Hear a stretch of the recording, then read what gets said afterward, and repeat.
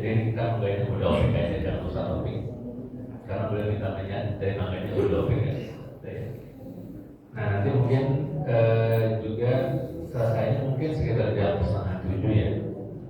Nanti ada seperti biasa ada snack ya, tapi hari ini sarapan kalau nggak salah ya. Sarapannya itu disediakan oleh Bapak Haji Warko, yaitu lontong sayur padang.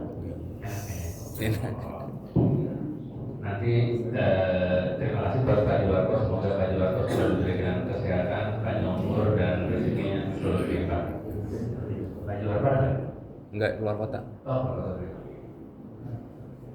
Baik, mungkin untuk memberikan waktu mungkin langsung saja pada udah opik memberikan materinya kalau bisa. Udah, Bang, tadi itu. Boleh.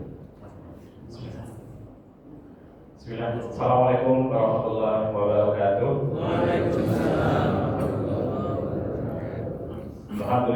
Alhamdulillahilladzi anzala sakinata fi qulubil mu'minin liyazidahum imanan ma'a imanihim. Allahumma shalli wa sallim wa barik ala Muhammad wa ala alihi wa ashabihi ajma'in. Amma ba'd.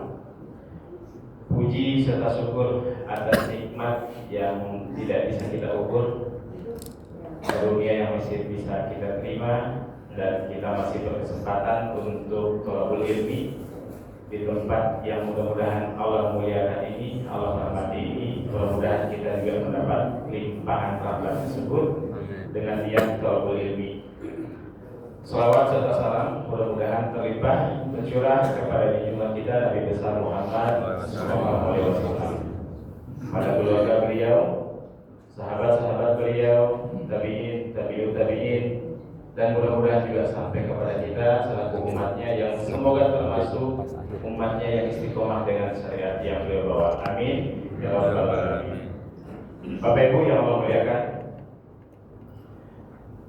izin sedikit menyampaikan tips sehat mungkin ya untuk kesehatan yang paripurna, terlebih yang sudah memasuki masa-masa lansia.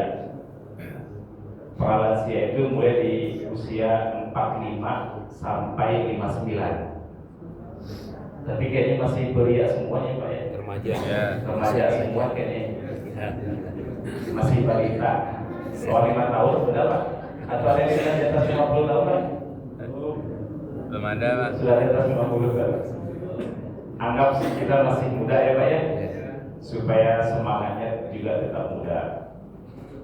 Di kesempatan kali ini Bapak Ibu, TKN meminta untuk membagikan beberapa tips yang bisa kita lakukan dengan sederhana di rumah, sehingga bulan mulia Ramadan yang sebentar lagi akan datang, kita bisa mengoptimalisasikan ibadah kita. Kalau hari biasanya kita sholat wajib, witir, dan tahajud mungkin tidak sebanyak di bulan Ramadan. Tapi ketika bulan Ramadan datang, ada kesempatan yang luar biasa yang bisa kita optimalkan kalau kita dalam kondisi sehat. Ternyata kesehatan adalah salah satu modal utama kita untuk meraup pahala yang besar, terutama di bulan Ramadan. Apakah dengan kondisi seperti sekarang kita bisa mengoptimalisasikan Ramadan? Mungkin saja bisa. Tapi kalau dalam kondisi yang lebih sehat, lebih kuat, mungkin akan lebih besar kesempatan yang bisa kita ambil. Bapak Ibu yang memuliakan, di usia 40 tahun, masuk usia 40 tahun, ada kondisi alamiah dalam tubuh kita yang semua kita merasakan itu, semua kita mengalami itu. Ada namanya istilah di ortopedi itu sarkopenia. Bapak Ibu mungkin ada yang sudah pernah membaca, sudah mendengar, di mana kondisi setiap tahunnya masa otot kita berkurang 1%. 1% berkurang dalam 1 tahun. Kalau sekarang usianya sudah di 45 tahun, berarti sudah berkurang masa ototnya 5%. Itu kabar yang kurang baiknya. 1% pengurangan masa otot sama dengan pengurangan fungsi 5-8%. Saya coba kasih contoh. Pengurangan fungsi tadi. Kalau biasanya kita bisa naik tangga dalam waktu 1 menit, di usia 50 tahun, mungkin kita butuh waktu sampai 3 menit dengan jumlah tangga yang sama, tapi dengan kondisi kita yang sudah terjadi penurunan massa otot tadi. Kecepatannya berkurang, kekuatannya pun berkurang. Dapat dipahami ya Bapak Ibu ya? Ketika kita menemukan kondisi ini sudah ada pada kita, apakah kita masih bisa menanggulangi? Bisa. Nah ini kabar baiknya. Massa otot ini akan melambat penurunannya kalau kita melatih otot kita. Cara melatihnya gimana? Nanti di akhir sesi kita akan praktekkan. Tidak banyak dan sangat sederhana. Tidak perlu alat khusus, tidak perlu pakaian khusus, dan tidak perlu waktu khusus. Bahkan sambil kita zikir, sambil kita mungkin nonton atau menyimak kajian di YouTube, misalnya kita bisa melakukan gerakan-gerakan tersebut. Itu kondisi sarkopenia. Sarkopenia ini semua kita mengalami kalau sudah masuk masa di atas 40 tahun. Nah inilah kondisi yang setiap kita rasakan, dan bukan hanya satu ini saja. Ada lagi istilah namanya osteopenia, penurunan densitas tulang kita. Dan ini otomatis terjadi kalau sarkopenia tadi sudah mulai terjadi, karena setiap kebutuhan tulang kita disuplai oleh otot. Semakin kuat otot, maka densitas tulang juga akan semakin padat. Dan sebaliknya, kalau otot kita lemah, maka kepadatan tulang pun akan menurun. Dampaknya apa nanti? Dampaknya adalah keseimbangan kita akan berkurang. Bapak yang tadinya bisa naik tangga dalam waktu 1 menit tanpa pegangan, setelah semakin menurun fungsi otot dan tulang tadi, maka harus cari pegangan. Sudah ada yang mengalami ini Pak? Sudah ya? Harus sudah cari pegangan, atau bahkan mungkin menggunakan tongkat. Maka salah satu program yang harus digagas oleh pengurus masjid adalah Masjid Ramah Lingkungan, Ramah Lansia. Bagaimana jalan naik tangga ke toilet, bangkit dari toilet, turun misalnya duduknya jongkok misalnya, itu harus ada pegangan. Untuk apa? Untuk mengurangi resiko jatuh. Kita sering mungkin mendengar orang yang sudah masuk lansia jatuh di kamar mandi. Nah, penyebab dari jatuh dari kamar mandi ini paling besar adalah karena ketidakseimbangan atau menurunnya massa otot yang mengurangi densitas tulang dan mempengaruhi keseimbangan. Ini sekarang lagi ramai-ramainya Pak Bu dibahas oleh Dr. Tirta, Dr. Zaidul Akbar, oleh Aderai, banyak yang dibahas sekarang ini berkaitan dengan kekuatan massa otot. Karena semuanya bergantung di sini, terutama massa otot quadriceps atau bagian paha kita. Caranya sangat mudah, kita melihat seberapa kuat sih massa otot kita. Nanti kita ada beberapa tes. Dan seberapa seimbang kita menjaga keseimbangan kita, otot quadriceps kita menjaga keseimbangan. Nanti juga akan ada tesnya, dan mudah-mudahan nanti sudah disiapkan oleh panitia dan pengurus, dan itu kita bisa melihat kapan saja setelah melakukan ini sudah menurun apa belum, ini akan ada kemajuan atau tidak, dan seterusnya. Insya Allah kita akan mulai satu persatu. Apa pentingnya kita melakukan latihan untuk penguatan otot? Tadi, supaya sholat kita bisa lebih tumanina, terutama dalam gerakan sholat. Tumanina bagian dari rukun sholat. Kalau rukun sholat ini tidak terpenuhi, besar kemungkinan sholatnya tidak sah. Saya beberapa kali mendapatkan jamaah dalam kondisi sholat yang rukuknya tidak sempurna, sujudnya tidak sempurna. Bahkan Rasulullah SAW menyebutkan orang yang rukuknya terburu-buru, sujudnya terburu-buru, disandingkan dengan ayam mematok makanan. Di hadis lain menceritakan bahwa Rasulullah bertanya kepada sahabat, siapa, tahukah kalian siapa seburuk-buruk orang di antara kalian? Kata Rasulullah. Dan Rasulullah menjawab, dan sahabat menjawab, kami tidak tahu ya Rasulullah, siapa mereka yang buruk di antara kami. Dan Rasulullah menjawab kembali, mereka adalah yang terburu-buru, yang mencuri dalam sholatnya. Nah, ini konteks hadisnya.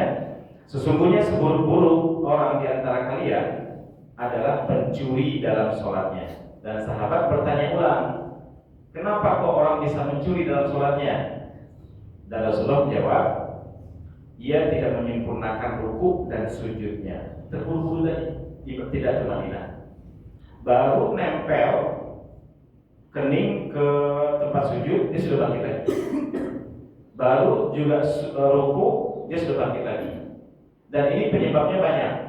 Bisa memang tidak terbiasa bergerakan tenang, atau ada yang dirasakan, ada otot yang mengunci atau yang menahan gerakan rukuk tersebut.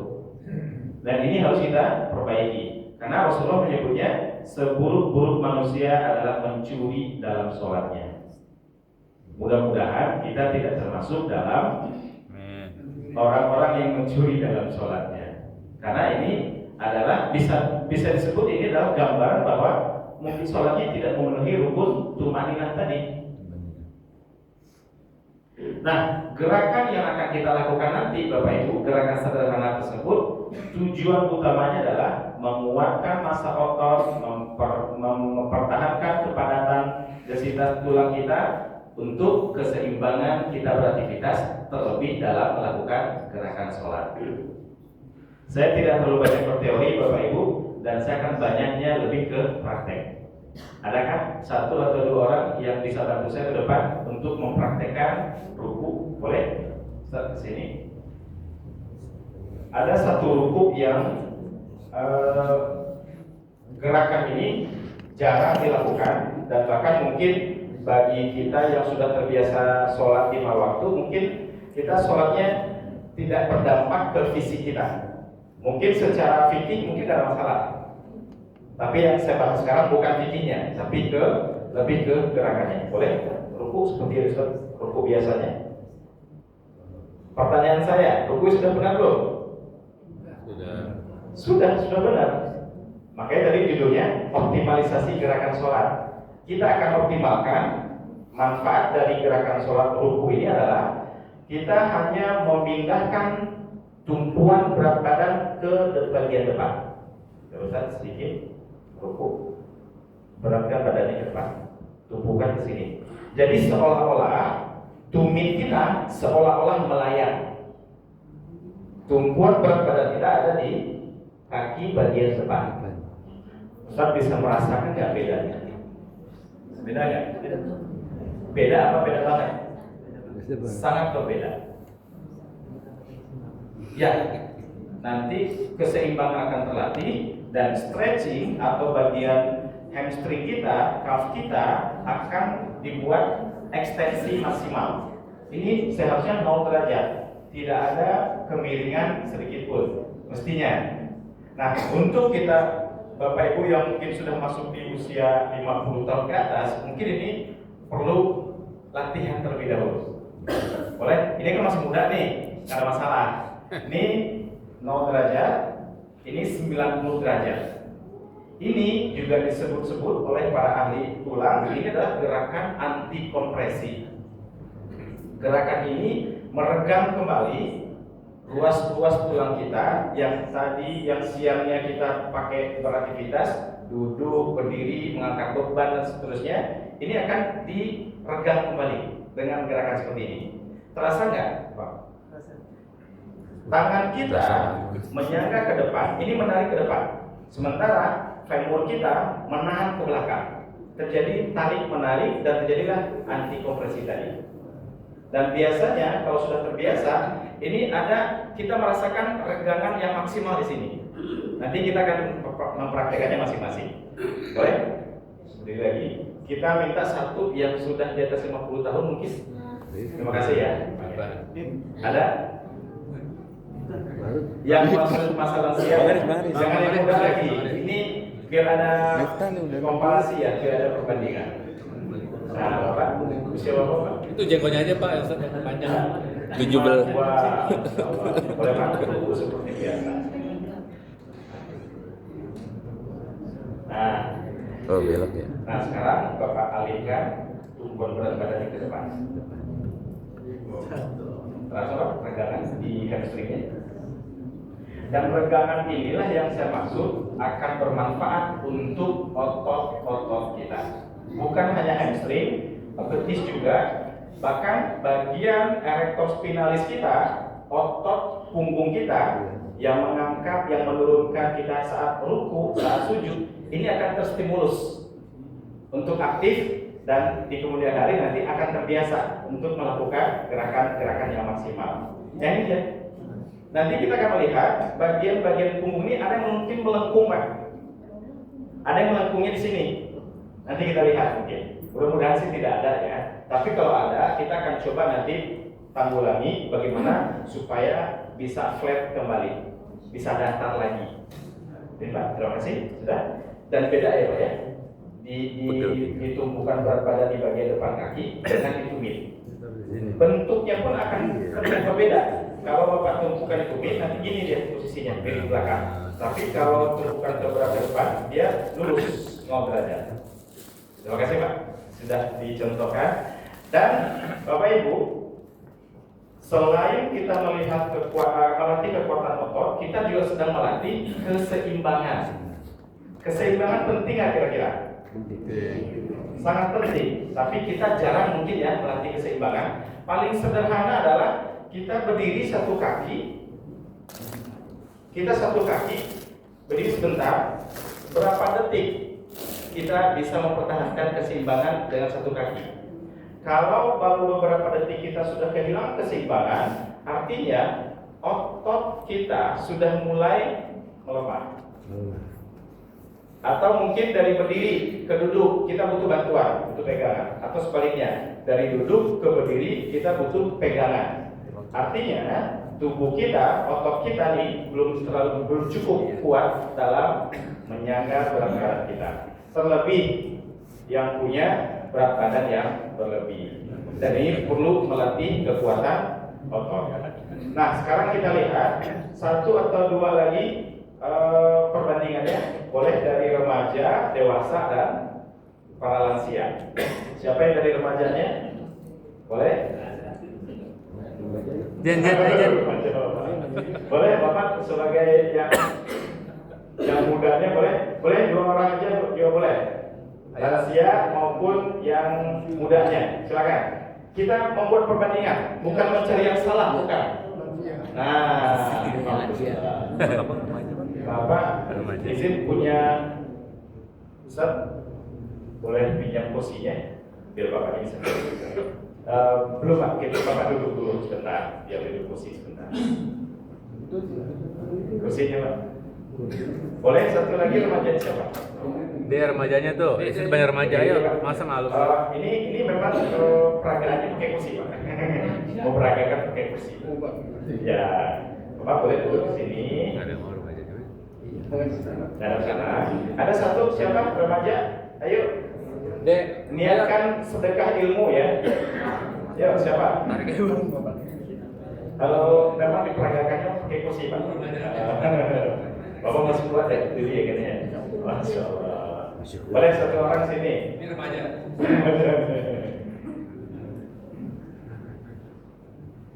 Boleh di sini apa? Abang siapa ini? Berapa usianya? Oh 27, masih muda banget ya. Boleh karena ke sana. Kita akan melihat kekuatan otot Bapak yang sudah usia berapa? 85. Masya Allah, 85 ada yang lebih di atas 85? Rekor kayaknya ya. Masya Allah. Posisi abang tadi 27 ya? Ya 27. posisi abang ya, tanpa kursi, Bapak pakai kursi. Yang kita akan cek sekarang adalah kekuatan quadriceps Bapak dan abang ini.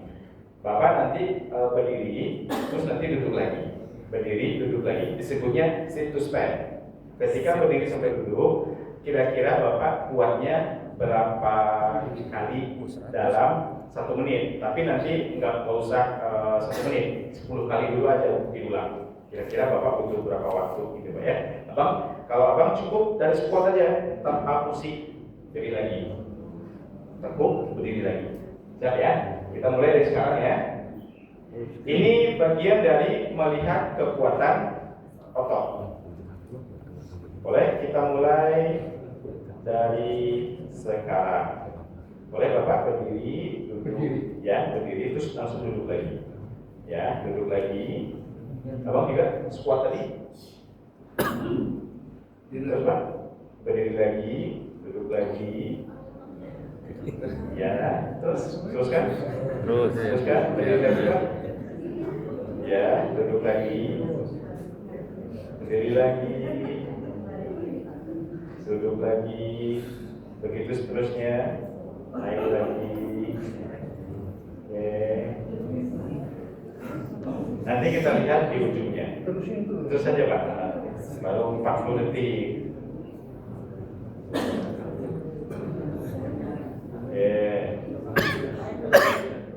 Yang nanti akan kita lihat adalah berapa kali nafasnya setelah melakukan gerakan 1 menit ini, dan berapa kali denyut nadinya setelah melakukan gerakan ini.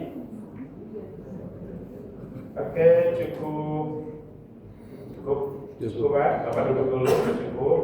Izin saya cek dulu nadinya.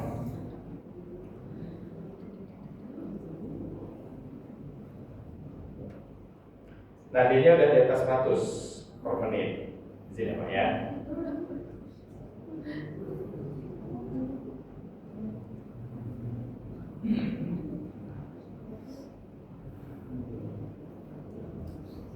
Bapak masih di bawah 100, di 80 sekian.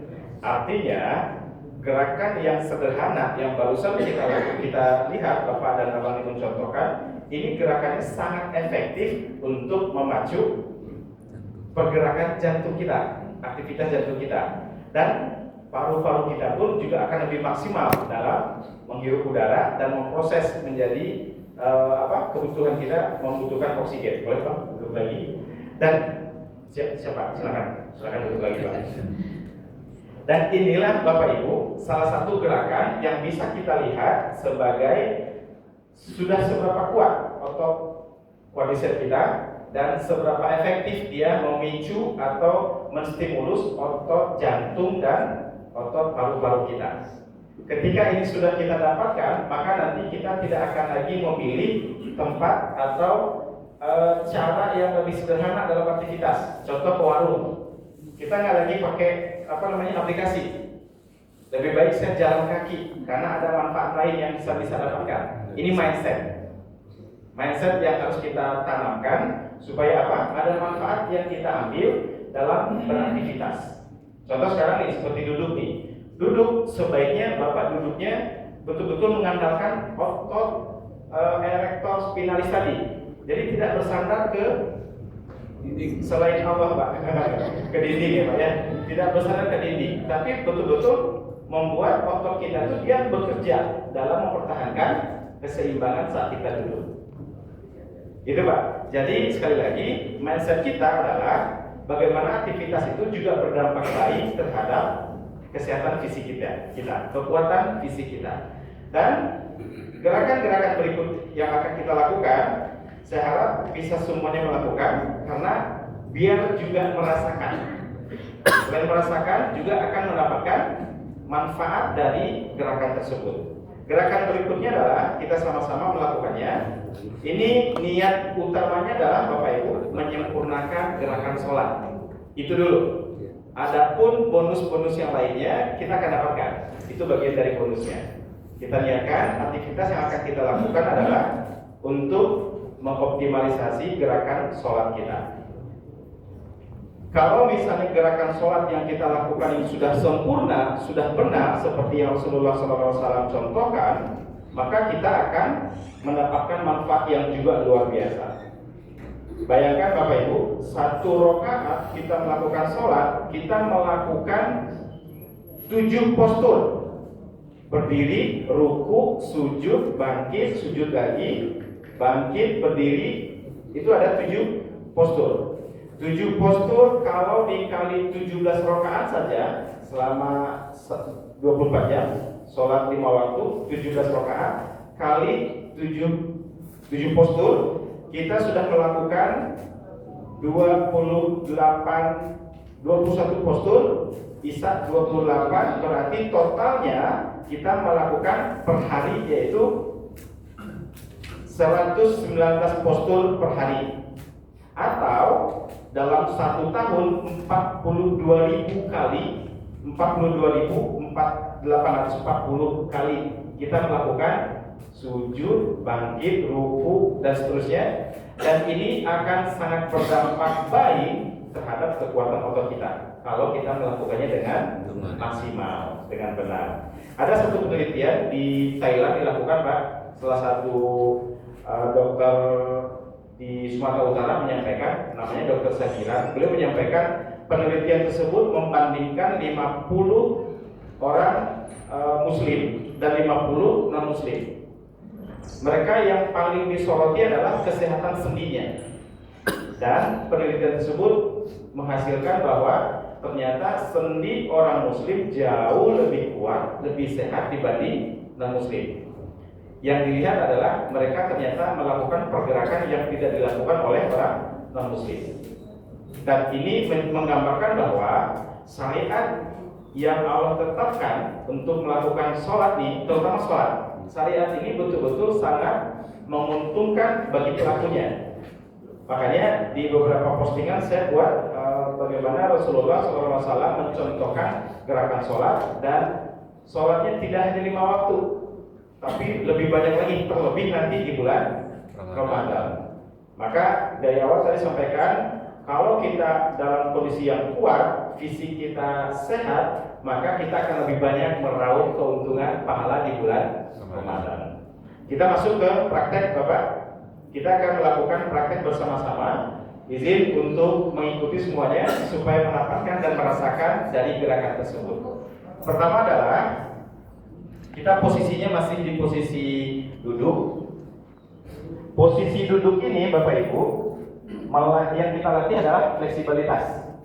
Fleksibilitas ini penting, terutama bagi mereka yang sudah mulai masuk lansia, nanti tidak bisa iftiros, tidak bisa tawaruk. Ada ya Pak ya? Ada kesulitan. Atau mungkin dari tawaruk atau dari iftiros tidak bisa bangkit. Maka kita akan latih dulu nih. Yang kita latih adalah flexibility dari lutut kita. Siap semuanya? Boleh duduknya iftiros dulu. Duduk di atas telapak kaki. Boleh saya contohkan seperti ini. Duduk di atas telapak kaki dua-duanya, dan kita nanti akan memindahkan kedua kaki kita ke kanan dan ke kiri. Boleh kita mulai? Angkat dulu badannya. Cara mengangkat badan bukan menunduk, tapi tetap tegak, supaya ada beban di paha kita. Boleh kita sama-sama? 1, 2, 3, angkat badannya, pindahkan kaki ke kanan, terus duduk lagi. Pindahkan kakinya ke kanan, Pak. Nih, kan gini ya, kayak wiper, Pak. Oh, maaf, boleh.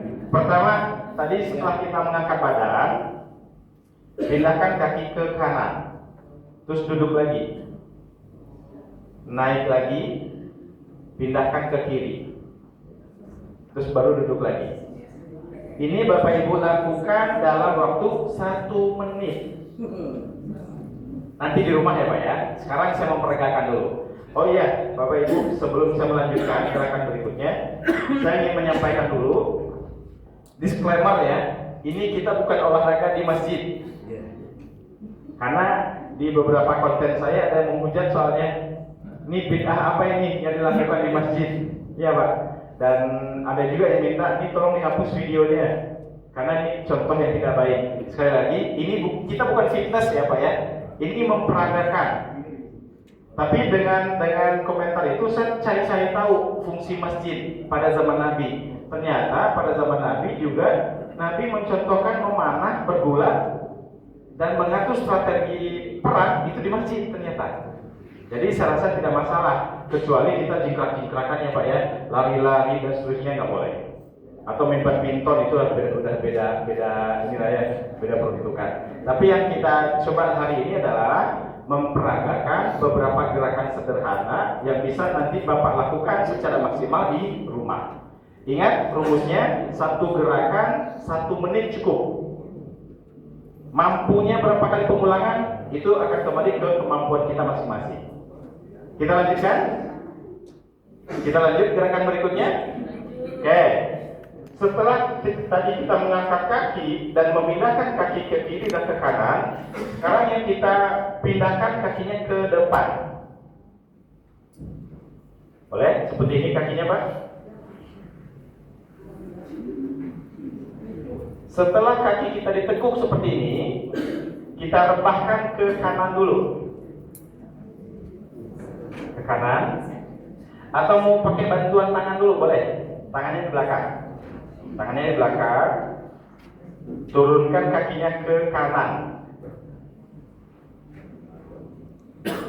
Bisa ya? Gampang kok. Ini gerakannya sederhana. Rasakan tarikan di sebelah kiri. Hamstring apa? Glove kita kena tarik. Sekarang kita ganti ke kiri. Rasakan tarikan tersebut pindah ke kanan. Betul Pak ya? Terasa Pak? Oke. Ini juga sama. Bapak Ibu lakukan 1 menit. Kiri ke kanan, kiri ke kanan. Oke. Gerakan berikutnya tanpa berpegangan ke belakang atau tanpa bertumpu. Pastikan seimbang. Turunkan lagi ke kanan, ke kiri. Oke, bisa Pak? Bapak kayaknya kurang maju Pak, biar lebih leluasa Pak. Ya, biar leluasa. Ke kanan lagi. Dan begitu seterusnya selama berapa? 1 menit. Setelah gerakan ini Bapak Ibu, kita lanjutkan, kita naikkan levelnya. Kita pindah dulu ke kanan. Ya, kita angkat badan kita.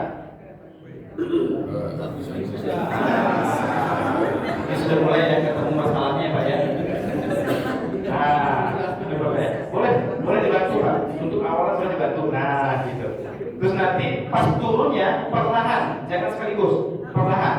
Tahan, turun perlahan. Ya. Baru pindah ke kiri. Setelah pindah ke kiri, naik lagi badannya. Tahan, turun perlahan. 1, 2, 3. Di sini yang sudah kesulitan gerakan ini mana Pak? Di kaki ya Pak ya? Kenapa? Emang ada ini Pak sebelumnya? Oh, pernah jatuh. Jangan dipaksa ya Pak ya Bu ya. Kalau ada gerakan-gerakan yang belum mampu atau menimbulkan rasa sakit, jangan dipaksakan. Tapi kalau misalnya belum kuat, itu boleh dilatih. Mungkin seperti Bapak tadi, pas naik dibantu dulu nggak apa-apa. Turunnya ditahan perlahan.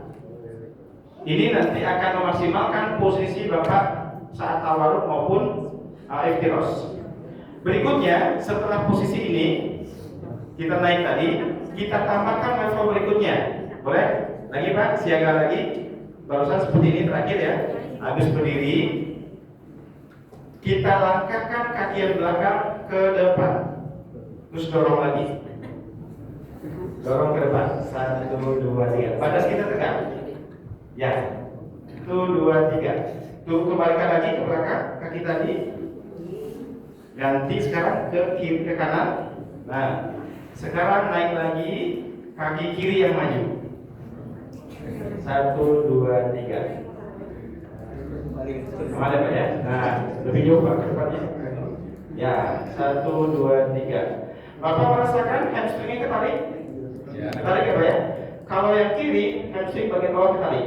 Bagian depan, quadriceps kita yang kena. Ini sekali lagi gerakannya sederhana, tapi akan berdampak luar biasa kalau Bapak melakukannya secara rutin, bukan hanya kali ini aja. Oke, setelah itu kita kembali ke posisi iftiros tadi. Boleh Bapak Ibu kembalikan ke posisi iftiros. Kita angkat lagi badan kita dan dorong pinggang ke depan. 1, 2, 3. Luruskan lagi, turun lagi. Ini kita gerakannya baru di bawah ya, baru di posisi lesehan. Nanti kita akan naik. Naik lagi Pak. Naiknya angkat badan dalam posisi tegak. Dorong lagi pinggangnya. 1, 2, 3. Luruskan dan duduk lagi. Ada yang sudah mulai kerasa Pak? Di pinggang ya? Pinggang apa di paha? Pinggang banyaknya pada. Ini kalau dilakukan terus menerus, nyeri yang biasanya kita rasakan itu berkurang Pak. Karena yang jadi masalah itu adalah ototnya. Ketika otot ini tidak kita latih, maka dia akan terus menerus di posisi yang salah, posisi yang kaku. Contoh Bapak posisi duduknya seperti ini terus dari pagi sampai sore sampai malam. Seperti ini posisinya nih, nggak ada stretching ke belakang, ke samping, kiri, kanan. Maka nanti dia si otot ini yang di posisi yang salah tadi akan merasa posisinya benar. Sesekali kita stretching, dia menimbulkan efek sakit atau nyeri. Kita lanjutkan dengan posisi masih di posisi iftiros. Kita latih otot sendi lutut kita untuk seperti atau seolah-olah naik anak tangga. Kita angkat badannya, naikkan kaki kanan, kaki kiri menyusul. Nah, begitu. Awas ya. Nah, satu lagi.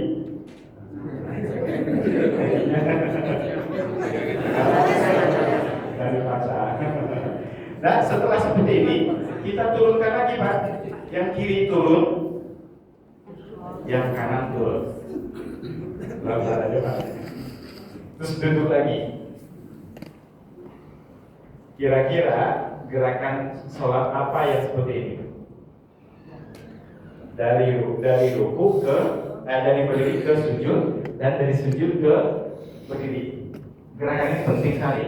Otot yang dipertanyakan, yang dipertaruhkan adalah otot quadriceps kita, otot paha kita. Sekali lagi, yang mampu kita lakukan lagi, angkat badannya, angkat kaki kanan, kaki kiri menyusul. Nanti kalau sudah terbiasa, Bapak pegangan. Masya Allah, Bapak upayanya luar biasa. Bapak usia berapa Pak? Baru 77, Masya Allah. Saya kira tadi Bapak bilang baru 17. Dan ini kita lakukan, kalau sudah terbiasa, mestinya kita bisa lancar melakukan gerakan ini. Tapi pelan-pelan, jangan dulu sekaliguskan. Sekarang pelan-pelan dulu. Satu, kalau misalnya Bapak belum kuat tanpa pegangan, boleh nanti pakai kursi Pak, atau pegangan ke dinding. Contoh, kita pegang ke kursi dari bawah, boleh udah pegangan nih. Angkat kaki satu, naik lagi, turunnya begitu lagi. Ini yang dilatih nanti kekuatan quadriceps tadi Pak. Dan ligamen di lutut kita akan terstimulus untuk kuat lagi. Tapi kalau saya melihat ada tangga di mana ada di sini ya, di sini ya. Kalau ada tangga itu lebih memudahkan lagi. Tinggal pegangan yang benar, yang kuat, naik pelan-pelan. Itu bagian dari latihan untuk menguatkan quadriceps kita. Kita lanjutkan gerakan berikutnya dari posisi berdiri. Posisi berdiri ini kita mulai lagi dari bawah. Dari bawah yang akan kita latih adalah plantar kita. Pernah dengar plantar fasciitis mungkin? Radang di bagian telapak plantar kita, telapak kaki. Kaki kita yang dilatih adalah telapak kaki, tapi manfaatnya, efeknya juga ke otot betis kita. Apa manfaat otot betis? Otot betis kita ini kalau para ahli menyatakan adalah sebagai jantung kedua kita. Kalau jantung kedua kita ini kuat, maka aliran darah arus baliknya ke jantung lagi itu lebih bagus. Boleh kita lakukan. Bapak Ibu yang keseimbangannya kurang atau terganggu atau sudah mulai menurun, boleh sambil pegangan ya. Bapak Ibu boleh cari dinding terdekat atau yang terdekat, angkat kakinya, tumitnya. Tahan 3, 1, 2, 3, terus turun lagi. Maksimalkan jinjitnya Pak. Yuk, 1, 2, 3. 1, 2, 3. Turun lagi perlahan. Naik perlahan. Turun juga perlahan. Kalau Bapak lakukan ini rutin, Bapak lihat sendiri nanti hasil dari rutin itu, maka betis kita akan menguat Pak. Dia akan berotot. Fungsinya apa? Lagi-lagi untuk keseimbangan kita dan melakukan aktivitas, terutama aktivitas gerakan sholat. Lanjut. Oke. Selanjutnya setelah kita melakukan ini 1 menit, jinjit atau bahasa lainnya calf raises disebutnya. Selanjutnya adalah kita melakukan tekukan sekitar 30 sampai 40 derajat di lutut kita. Ini lagi-lagi untuk Bapak Ibu yang sudah kurang keseimbangannya, boleh sambil pegangan. Tidak Pak ya. Kalau Bapak boleh dipakai. Cara menekuknya seperti tadi. Cuman kita kombinasikan.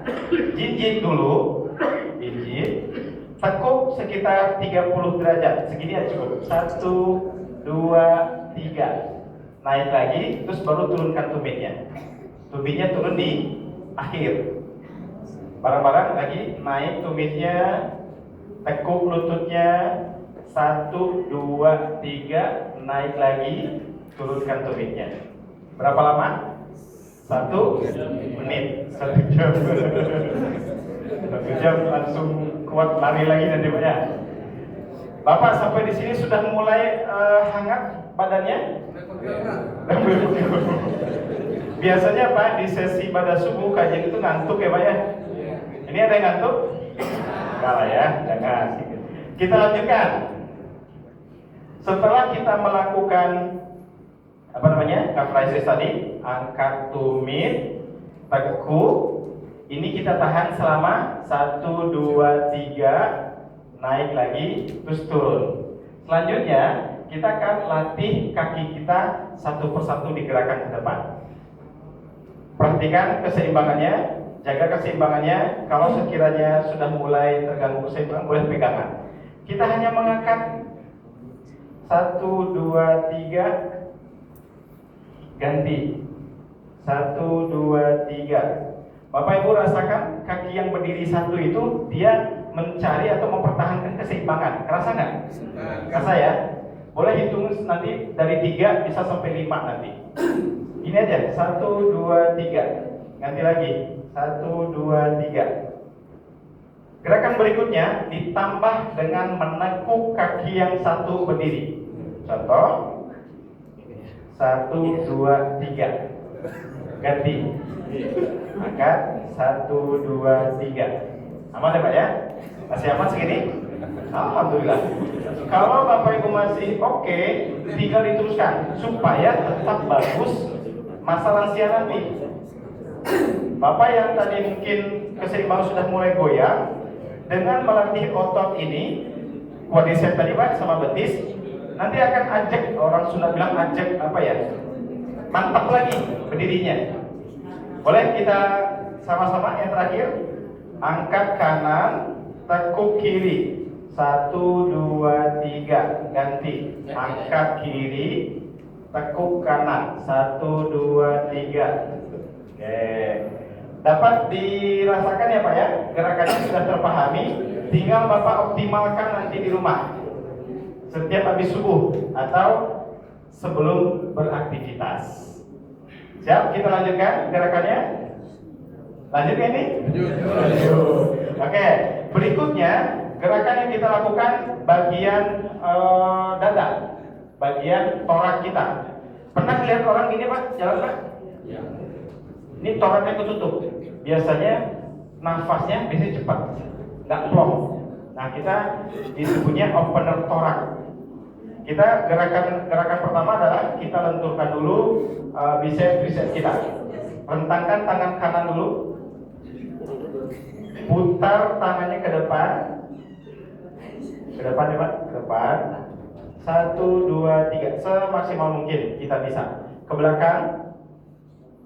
1, 2, 3. Sekarang yang kiri. Ke depan. 1, 2, 3. Jarakkan Pak ya, belintir tangan ini. Ke belakang sekarang. 1, 2, 3. Sekarang pergantian. Kanan ke depan, kiri ke belakang. Nih. 1, 2, 3. Kanan ke belakang, kiri ke depan. 1, 2, 3. Lagi. 1, 2, 3. Begitu seterusnya. Tinggal Bapak ulang dalam 1 menit. Sekarang tangannya di atas, di belakang. Kita raih ke bagian leher belakang. 1, 2, 3. Angkat lagi. Tarik lagi ke leher belakang. 1, 2, 3. Terakhir, angkat, tarik ke belakang leher. 1, 2, 3. Bapak merasakan ada aliran yang seperti yang deras. Peredaran darah kita sedang dipicu untuk terbuka ya, pembuluh darah terbuka, peredaran darah jadi lancar. Oke, berikutnya tangan kita simpan di belakang, dianyam. Ayun sikutnya ke belakang dua-duanya. Ini bisa diulang juga selama 1 menit.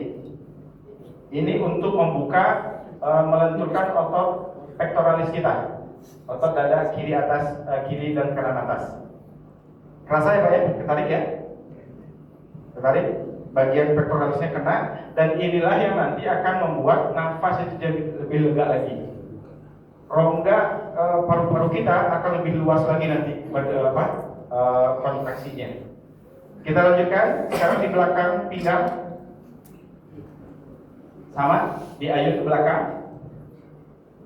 Rasakan pectoralisnya ketarik.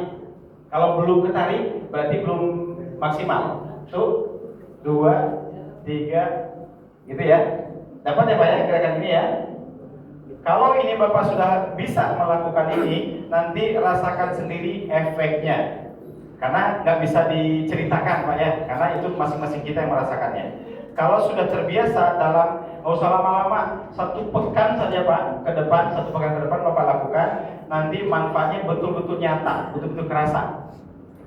Ini kalau sebagian orang menyebutnya sehat tanpa obat, yaitu memaksimalkan aktivitas fisik. Kita lanjut. Oke, kita lanjutkan dengan cara tangan kita rangkul ke kepala. Ini yang mungkin sering sakit leher karena salah posisi tidur. 1, 2, 3, ganti. 1, 2, 3. Sekarang dorong ke belakang. Cukup, rangkul ke depan. Cukup. Jadi ada ROM. Setiap sendi kita ada namanya ROM, ROM, range of motion. Setiap sendi ini punya ruang gerak. Ruang gerak inilah yang harus kita jaga semaksimal mungkin. Jangan sampai ruang geraknya itu seharusnya 45 derajat. Ini baru kita 20 derajat, kita sudah kesakitan. Pernah Pak? Ada yang pernah sakit leher di sini? Biasanya disalahkan siapa? Bantal. Betul. Yang disalahkan bantal. Padahal posisinya nggak benar ya Pak ya. 3. Oke, dapat ya Pak ya? Sekali lagi Bapak Ibu lakukan dalam waktu 1 menit cukup. Kalau gerakannya ada 10, berarti cuma butuh waktu 10 menit. Nggak mesti ada waktu khusus. Sampai di sini kita diskusi dulu. Boleh sambil duduk. Kalau ada diskusi atau ada keluhan mungkin yang perlu penanganan khusus, karena gerakan tadi mungkin sebagian kita yang sudah ada keluhan tidak cocok atau tidak pas. Kalau ada diskusi Bapak.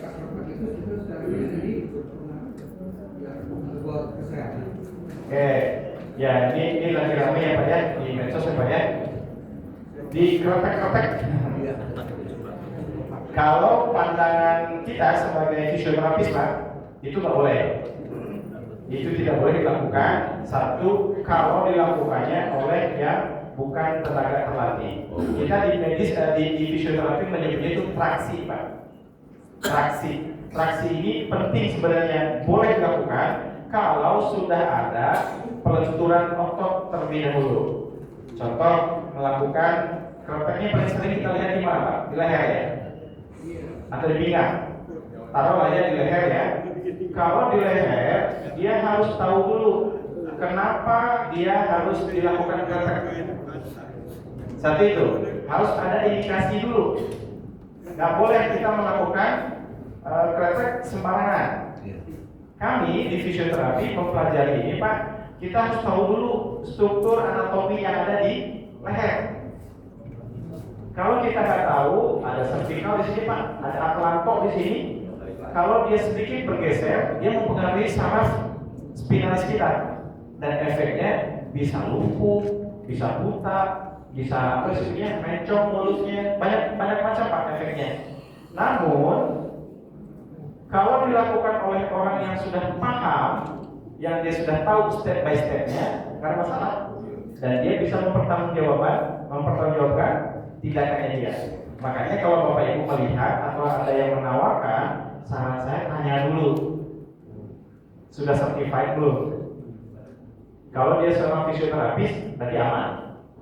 Karena orang fisioterapis disumpah dengan sumpah profesi. Jadi kita tidak akan melakukan tindakan yang sembarangan ke pasien.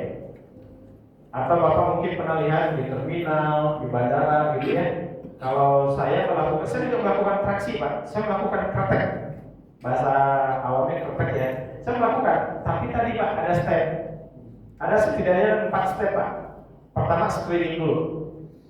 Screening, kita memastikan kondisi pasien ini memang membutuhkan keretek itu.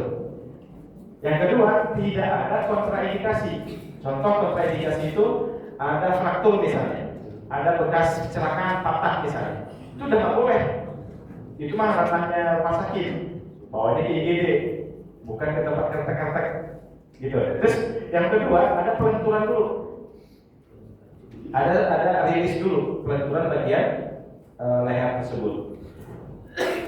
Baru dilakukan traksi tadi. Setelah dilakukan traksi, baru nanti ada terapi latihan atau exercise. Apa itu, untuk apa itu dilakukan? Hanya karena melihat satisfying ya Pak ya di medsos ya, bunyinya itu kan biasanya pakai clip on ya. Ada clip on yang seperti itu sudah bukan. Kita yang melihat asumsinya Pak, kayaknya enak deh digituin. Nggak tahu aja, banyak korban Bu sebenarnya. Banyak korban, cuma nggak diekspos. Di Bandung itu ada satu kejadian, ibu-ibu dikeretek lah di tempat keretek-keretek itu Pak. Terus tanpa ada pemeriksaan. Setelah dilakukan keretek tadi, sakit yang dikeluhkan semakin jadi. Setelah sakit makin jadi, nggak bisa ngapa-ngapain kan terapisnya. Bawa ke IGD. Ternyata IGD rumah sakit memeriksa ibu ini ada pengapuran. Kalau ada pengapuran berarti kan sudah ada osteoporosis ya, osteoartritis. Kalau orang osteoartritis dilakukan keretek justru memperburuk kondisi orang tersebut. Akhirnya apa? Ya udah semakin memburuk kondisinya. Jadi bukan jadi solusi, tapi justru tambah masalah.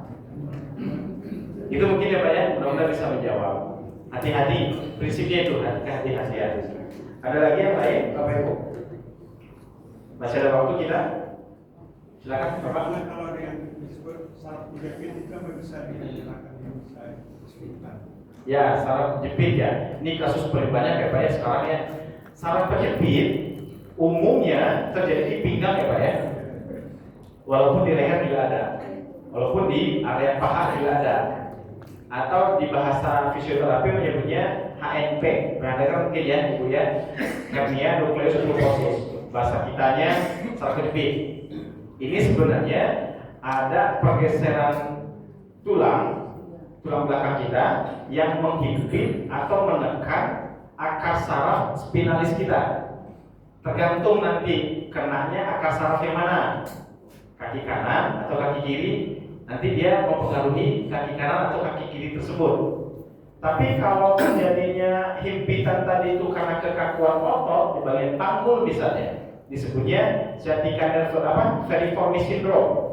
Veriformis itu nama otot. Veriformis itu ototnya ada di bawah panggul kita. Kebayang apa? Panggul.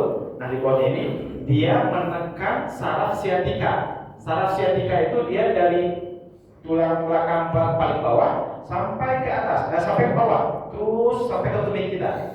Ciri khasnya orang dengan saraf penjepit yang kena sciaticanya itu dia ketika ruku dia seperti ditarik. Orang sudah bilang manteng, regang dia. Regangnya itu seperti yang ditarik, seperti benang ditarik Pak, dan disertai rasa nyeri.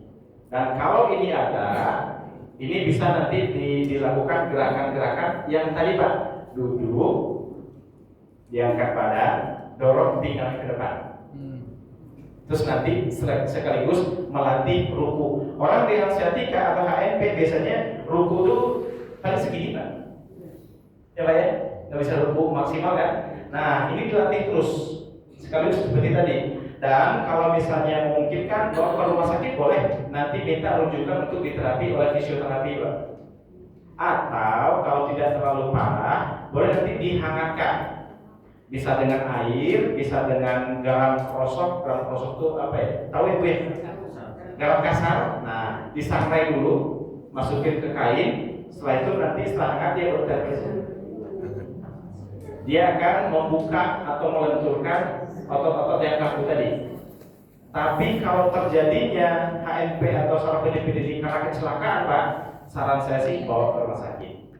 Lakukan ronsen dulu. Setelah lakukan ronsen, mungkin nanti fisioterapi akan melakukan traksi tadi, penarikan tadi. Banyak Pak sebenarnya yang saya ingin sharingkan, tapi waktunya terbatas. Tapi kabar baiknya nanti ada dari petugas masjid akan meneruskan program ini. Mudah-mudahan program ini berkelanjutan sehingga kita betul-betul mendapatkan kekuatan fisik yang baik, sehingga sampai lansia kita tetap bisa maksimal, bisa optimal dalam melakukan gerakan sholat kita. Ada lagi dari Ibu? Ada yang mungkin ditanya? Oh ada, Bapak dulu boleh? Ustaz, kalau sering kesemutan itu gimana Ustaz? Kalau pada saksila. Nah kayaknya mewakili semua ya dosennya. Kesemuran itu Pak. Kesemutan ini bicaranya adalah vaskularisasi, aliran darah. Kalau ada aliran darah yang terhambat dan ujung dari aliran darah itu, dia akan merasakan sensasi kesemutan. Contoh di sini, Bapak mungkin pernah ada yang tidur miring ke kanan, terus menghimpit tangan. Tangannya seperti kesemutan ya, kebas, bahkan lemas gitu ya, karena tidak tersuplai dengan maksimal oleh darah. Ini karena kesumbat. Kalau Bapak belum terbiasa duduk iftirah seperti ini, Bapak akan merasakan kesemutan juga, karena ada lipatan di sini. Ada aliran darah yang kelipat, jadi dia mengurangi pasokan darah ke ujung kaki kita. Dan uniknya kesemutan itu hanya terjadi di area ekstremitas tubuh kita, lengan, ujung lengan, sama ujung kaki. Betul nggak Pak? Nggak pernah kan kita dengar orang kesemutan di dada, di perut. Kalau di perut paling kram ya. Nah, atau kalau di wajah ada, karena wajah juga termasuk ekstremitas. Wajah, kalau orang dengan Ibu pernah atau Bapak pernah lihat orang dengan belpasi yang mulutnya sedikit menyol ya, bukan stroke tapi lebih ke belpasi Pak. Dia ketika menutup mata, buka mata cuma sebelah. Kalau senyum dia tidak simetris. Ini sebenarnya belpasi. Nah, ini adalah saraf fasialis disebutnya. Saraf inilah yang memberikan sensasi ke wajah kita. Nah, kadang-kadang merasakan gejala awalnya itu adalah kebas. Ini dicolek kerasa, kenapa yang sebelah lagi dicolek kok nggak kerasa? Nanti akan dicek oleh fisioterapis itu dengan tes sensasi. Ada menggunakan dingin, panas, lembut, kasar. Kalau misalnya positif, biasanya belpasinya terjadi di salah satu sisi. Itu Pak ya. Jadi itu masalah dari peredaran darah. Caranya gimana? Kalau kita gampang kesemutan, paling mudah itu adalah melakukan pergerakan. Kenapa saya bilang pergerakan? Bapak tadi masih ingat nggak tes di awal tadi Bapak siapa tadi sama Abang tadi? Ketika kita melakukan aktivitas fisik, denyut nadi kita meningkat drastis. Ketika pompa atau jantung kita memompa darah dengan maksimal, kira-kira kesemutan tadi masih ada nggak? Hilang ya Pak? Karena pompanya maksimal. Yang tadi memompanya itu 80 kali per menit, karena kita beraktivitas fisik, naik tuh jadi 120 misalnya. Itu membaik, bagus ya. Bukan berarti darahnya tinggi, bukan. Karena memang dipicu dengan sengaja dengan aktivitas fisik. Jadi nggak ada masalah. Jadi salah satu solusinya adalah lakukan gerakan fisik. Kalau misalnya dalam posisi bersila, nah ini sedikit. Bersila ini sebenarnya bukan duduk tradisi Islam, Pak. Bersila ini tradisinya orang bersila itu ini, Pak. Apa namanya? Semedi, Pak. Apa namanya itu? Hindu. Orang yang yoga, dia pertemukan duduk cakra disebutnya, pertemukan ini, terus dia duduk bersila. Bersila ya, bukan terus gini, bersila. Bersila kayak gitu, Pak. Jadi kalau saran saya, Bapak, coba latih duduknya iftiros seperti ini. Duduk iftiros bagian dari duduk sunnahnya Rasulullah SAW. Selain sehat, dia juga berpahala. Kita mungkin pernah Ustaz menjelaskan di sini ada malaikat Jibril datang ke Nabi dengan menjelma seperti orang yang paling ganteng. Pernah dengar nggak Pak hadis ini? Hadis Jibril disebutnya ya, yang Rasulullah menanyakan apa? Yang malaikat Jibril menanyakan rukun Islam, iman dan seterusnya. Duduknya Nabi dengan Jibril itu seperti ini, dengan malaikat Jibril itu seperti ini. Hampir-hampir dalam riwayat tersebut disebutkan lutut mereka itu hampir-hampir bertemu. Nah, duduknya seperti ini. Nah, mungkin dia bersila, mereka bersila. Jadi Bapak Ibu coba biasakan duduk iftiros supaya nanti manfaatnya kita dapatkan. Kalau sebagian orang jadi duduk di pangkat, ini duduk di pangkat. Tentu dengan kondisi yang baik ya, contoh di alas. Kalau di ini bagus nih karpetnya. Kalau nanti di lantai mungkin nggak memungkinkan harus seperti ini. Itu Pak ya, mudah-mudahan bisa terjawab ya dari keluhan sering kesemutan. Silakan Pak. Baik kan, masalah itu ya pasti kali bengkul Pak ya. Itu pasti ada propos gitu, pengaturan gitu. Kalau memang sudah ada indikasi pengapuran atau disebutnya osteoartritis Pak, sudah ada peradangan, pengikisan ya antara sendinya itu. Ini yang perlu diperhatikan adalah berat badan, jangan sampai overweight ya, apalagi obesitas nggak boleh.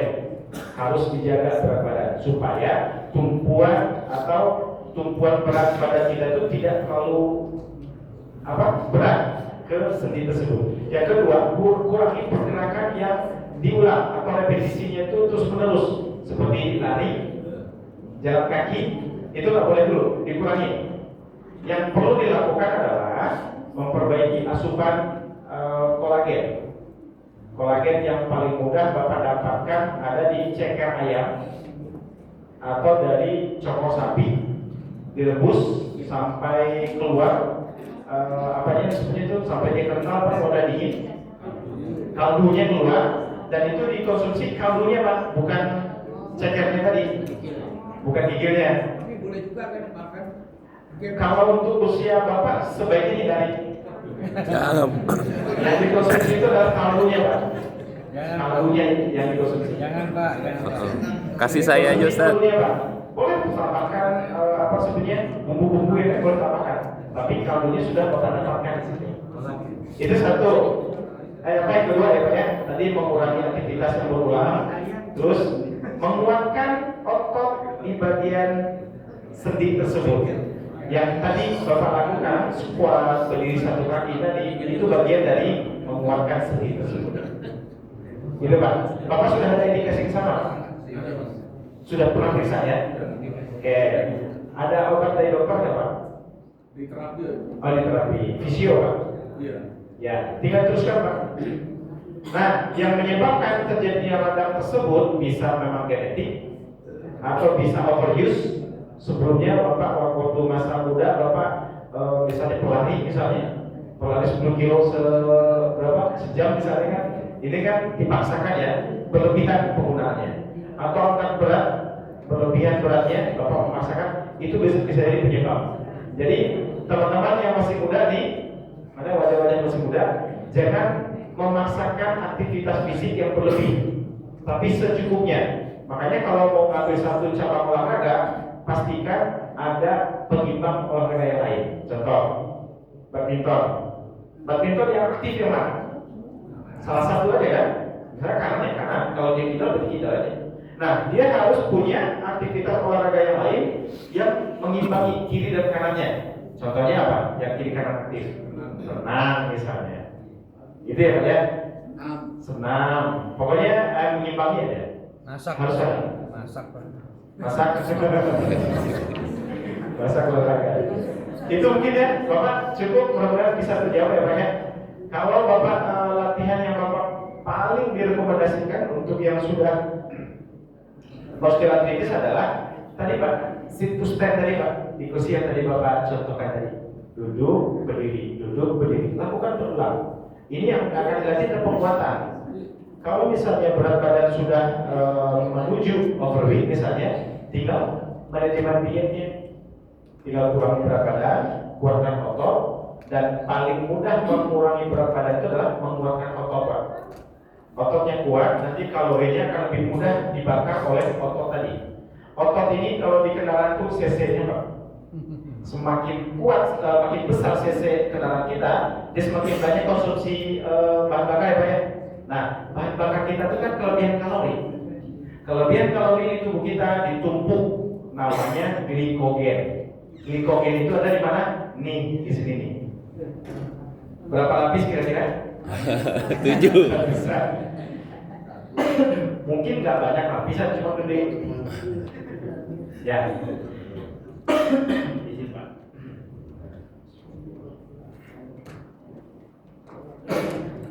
Cukup mungkin Pak? Terjawab ya Pak ya? Ada sekali lagi Pak? Yang dilakukan sendiri itu untuk jangka panjangnya ada yang misalnya kayak gini. Oke. Itu setiap kali kan seringkali kita melakukan. Selagi tidak berlebihan, nggak ada masalah. Itu yang bukan karakter sebenarnya Pak ya. Asumsi kita kan selama ini masyarakat disuguhi oleh konten-konten kretek-kretek itu Pak ya. Ya, kalau Bapak melakukannya sesekali nggak ada masalah. Karena apa? Memang perlu diredam. Tujuannya bukan membunyikan, tapi meredam atau men-stretchingnya lah.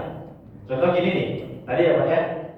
Nih, kalau untuk orang kondisi tertentu mungkin ya ada bunyi, gitu ya. Dan untuk kita yang tidak bisa membunyikan dia nggak akan bunyi, karena ada stretch, hanya stretching di situ. Tuh. Kena semua Pak, bulu nadi kita kena. Nih, kiri kanan, atas bawah. Tapi jangan menyengaja untuk mencari bunyi. Itu, karena bunyi itu bukan esensinya, bukan. Esensinya adalah stretchingnya. Nanti mungkin pas kita coaching nanti saya kasih beberapa gerakan yang bisa dilakukan. Tujuannya bukan membunyikan, tapi stretching. Kita menyebutnya gerakan lantai Pak. Nanti insya Allah di luar sesi ini pengurus katanya mau belajar ya, supaya nanti bisa programming berkelanjutan. Gitu ya Pak ya. Boleh dilakukan tapi jangan berlebihan. Karena yang berlebihan itu sudah pasti tidak baik apapun bentuknya. Mungkin Bapak cukup serasa? Durasinya kalau semua dilakukan berapa menit? Yang berapa? Gerakan yang ini 10 menit itu ada 10 menit ya? cukup 10 menit dan 10 gerakan. 10 gerakan saya rasa tidak berat lah. Dengan gerakan tadi sangat sederhana lah Pak ya. Nanti mungkin dari panitia sudah merekam, nanti boleh di-share lagi supaya nanti bisa diingat lagi. Ada satu cerita Pak, ini sebagai penutup, di satu tempat yang pernah saya datangi di masih daerah Cimahi. Jadi tempat itu masjid ada mungkin 10 anak tangga lah, dari bawah naik ke atas, terus nanti sebelum masuk pintu masjid, di situ sudah ada tanda-tanda ini simbol-simbol. Kalau melewati simbol itu harus melakukan gerakan sesuai simbol itu. Contoh simbolnya jinjit, harus jinjit melewati itu. Terus kalau squat berarti harus squat di situ. Jadi sampai masuk ke masjid mereka sudah melakukan 5 gerakan. Kebayang nggak Pak maksud saya? Jadi ada tanda jinjit, dia jalannya jinjit. Tandanya tumit, dia jalannya tumit. Terus ada tanda squat, dia squat. Squat dulu 5 kali. Terus ada tanda apa lagi? 1 kaki tadi mereka lakukan dulu baru masuk masjid. Jadi itu dilakukan setiap hari. Kebayang nggak Pak? Orang yang tadinya sudah mulai menurun masa ototnya terjaga lagi Pak, teraktivasi lagi sehingga dia dalam melakukan sholat tadi seimbang Pak. Gerakan yang ruku yang tadi di awal kita contohkan, dia tidak sebenarnya apa ya? Orang Sunda bilang tikusuk, ngejungkel ke depan, nyungsep. Nah, ada orang Sunda ya sini. Nyungsep dia ke depan karena tidak bisa mempertahankan keseimbangan. Terakhir, Bapak Ibu, apa yang saya maksud keseimbangan dari awal tadi? Kita ada tesnya, namanya Fukuda Stepping Test. Fukuda Stepping Test ini melihat seberapa seimbang kita dalam beraktivitas. Yang dilihat adalah kekuatan otot dan keseimbangan vestibular kita. Di telinga kita ada namanya vestibulo, bagian dari saraf keseimbangan dan saraf pendengaran. Kalau kita cek, nih, kita akan berjalan di posisi yang sama sampai 50 hitungan. Tuh, 2, 3, 50 hitungan. Kalau kita nanti berputar arah, kemana arah berputarnya dan berapa derajat, ini menentukan atau mengukur tingkat gangguan keseimbangan orang tersebut. Ada yang mau tes dulu? Ada yang mau cek? Boleh? Boleh Pak? Biar terpahami maksudnya ya, kalau ada contoh ya Pak ya. Bapak melihat ke depan, tangannya ke depan dua-duanya. Ya, Bapak izin HP-nya disimpan dulu. Nah, balik ke depan, tangannya ke depan. Terus melangkahnya itu di atas sampai 90 derajat gitu ya. Nah, gitu. Boleh? Bapak matanya ditutup. Kita akan berhitung 1 sampai 50. Mudah-mudahan sampai 50 ya Pak ya. Tapi nanti kalau sudah keluar dari lingkaran, kita stop hitungannya. Siap ya Pak ya? Boleh kita mulai dari sekarang. Yuk, 1, 2, 3. 1, 2, 3, 4, 5, 6, 7, 8, 9, 10, 11, 12, 13, 14, 15, 16, 17, 18, 19, 20, 21, 22, 23, 24, 25, 26, 27, 28, 29, 30, 31, 32, 33, 34, cukup. Nah, sedikit Bapak maju dan ke samping ya. Secara vestibularnya, saraf keseimbangannya masih oke, karena tidak bergeser, tidak berputar ya. Kalaupun berputar di bawah 30 derajat, ini masih dikategorikan normal. Aman Pak? Bapak ada aktivitas fisik apa biasanya sehari-hari? Saya nyuci ya. Serius? Ada olahraga tertentu nggak? Iya, silat. Kan nggak bisa dibohongi ya. Ada yang mau coba yang lain? Silakan. Boleh Pak, silakan Pak.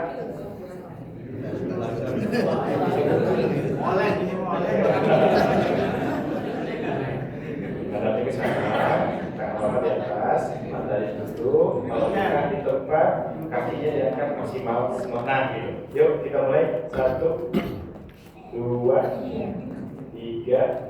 Ya, belum sarapan. Tapi gamis. 4, 9, 10, 11, 12, 13,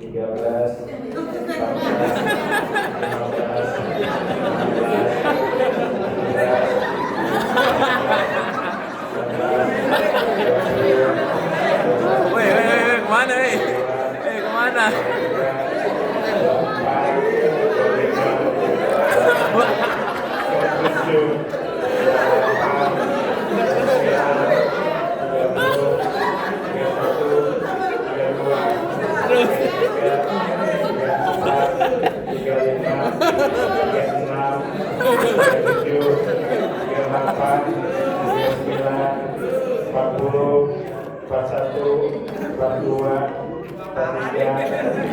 Balik lagi.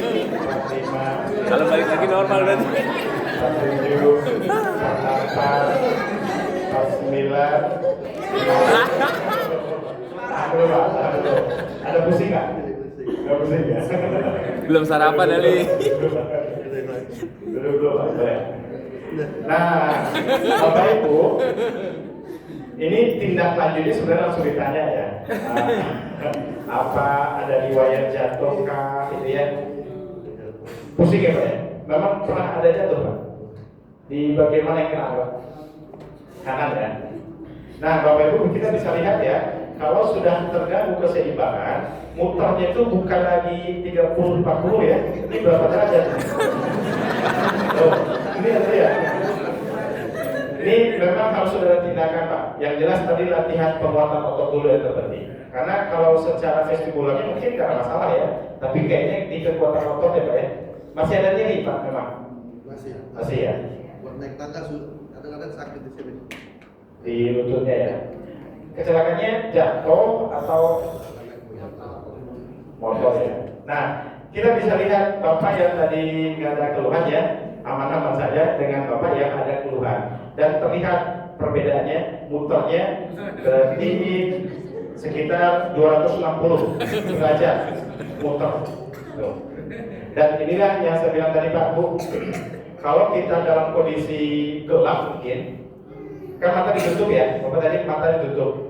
Ini menggambarkan gelap, kondisi gelap. Nanti akan yang dipertaruhkan itu adalah betul-betul otot saja Pak. Karena keseimbangan kita itu pertama dari mata, dari pendengaran, dan dari kekuatan otot. Kalau mata kita tutup, berarti tinggal mengandalkan pendengaran dan kekuatan otot. Kalau otot kita sudah melemah, penglihatan juga sudah buram, pendengaran juga sudah mulai terganggu, lalu apa yang kita andalkan? Tongkat, pegangan. Makanya tadi saya bilang di masjid mestinya ramah untuk lansia, karena semua kita akan menuju lansia. Jadi mudah-mudahan kedepannya program-program ini terus berlanjut yang untuk mempertahankan kekuatan otot sehingga gerakan sholat kita lebih optimal lagi.